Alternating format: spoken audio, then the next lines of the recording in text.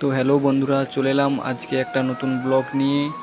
আমার শ্রী শ্রী অটল বিহারী ও যমুনা বিহারীর নৌকা বিহার উৎসব ভাদ্র মাসের শুক্লপক্ষে এই বিশ্বকর্মা পুজোর দিনে শ্রী শ্রী অটল বিহারী ও যমুনা বিহারী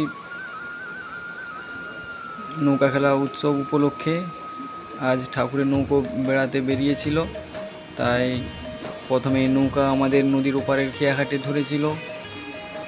তাই প্রথম ওপারে ধরার পর ছেড়ে আসছে আমাদের এপারে, আমাদের খেয়াঘাটে।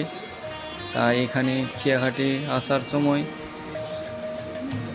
নৌকোর যে খেয়াঘাটের দড়ি ছিল সেই দড়ি ধরে ঠাকুরের নৌকা টেনে এপার পর্যন্ত এসেছে। আসার পর দেখো সামনে কত ভক্তবৃন্দরা এখানে এসে উপস্থিত হয়েছে ভগবানের দর্শন করার জন্য। আমরা বছরে সারাক্ষণ ভগবানের দর্শন করতে যাই।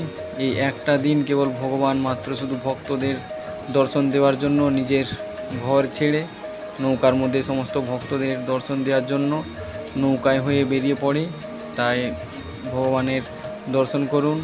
প্রথমে আমি ভিডিও করতে যাচ্ছিলাম, আমাকে বারণ করেছিল, বললাম আমি যে একটা ব্লগ বানাবো, তাই আমাকে ব্লগ বানানোর জন্য সুযোগ দিল। তাই নৌকায় উঠে আমি খুব সুন্দর ভগবানের একটা বিগ্রহের ছবি ক্যাপচার করে নিলাম। দর্শন করুন। ভগবানের পূজারীরা যে সমস্ত ভক্তরা এসেছে তাদের ভগবানের দর্শন করাচ্ছে ও তাদের চরণ তুলসী প্রদান করছে। সাথে দেখো কত আনন্দের সাথে ভক্তরা ভগবানের দর্শন করে আনন্দিত হয়ে পাড়ের মধ্যে ভগবানকে এখনও পর্যন্ত দাঁড়িয়ে দর্শন করে যাচ্ছে। কিন্তু আর বেশিক্ষণ ঠাকুরের নৌকো থাকবে না, কারণ রাজনগর পর্যন্ত তার দিকে যেতে হবে। সেই সঙ্গে একটা ভাইপোর মানসিক ছিল, তাই বাতাসা হয়ে নুট হবে। এই মুহূর্তে বাতাসা হয়ে নুট চালু হয়ে গেছে।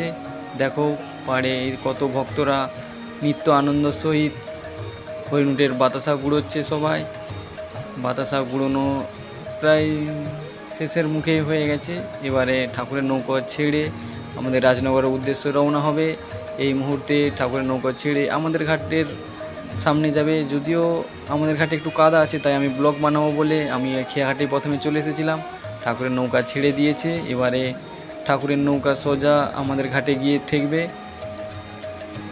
আমার ভিডিও ভালো লাগলে আমার চ্যানেলটিকে সাবস্ক্রাইবার করবেন। ধন্যবাদ।